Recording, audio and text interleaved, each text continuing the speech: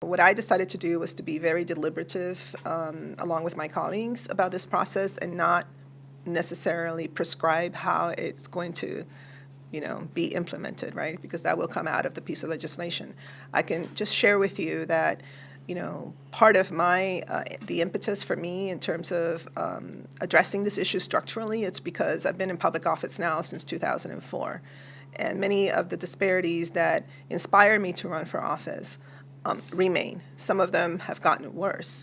And so between that time and this time, as you track the census, communities of color, low-income communities have grown quite a bit. You see it specifically in the school system.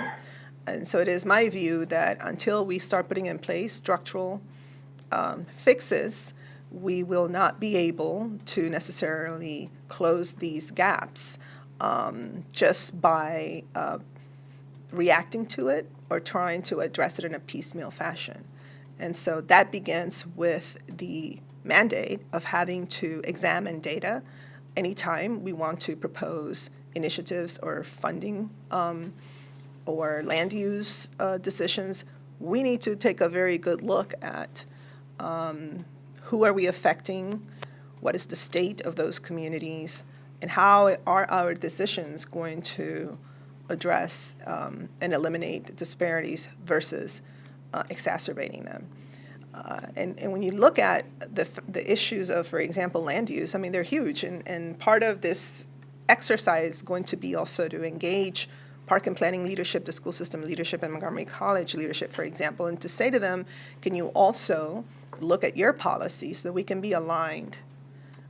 Because the bottom line is that if they're also working towards the same goal, once their budget requests come to us, or let's say master plans come to us, we're going to be looking at it from that lens. And so it'd be great if we're all on the same page. But like this Veers Mill corridor master plan is a very good example of why it's so critical for us to have a policy that takes this into consideration. You look at who lives there, and decisions that we make could potentially displace a lot of people who are low income. Where are they going to go? So this is why I think this is really important.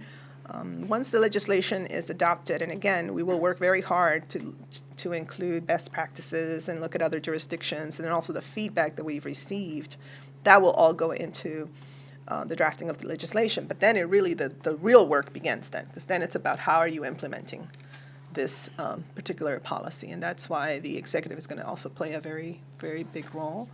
And my goal is that it would be effective January 2020, and that gives the executive also, this year to set up capacity within his administration to implement that. And then here on the council, my goal is to appoint a committee that would perhaps meet quarterly to provide oversight and see how we're doing.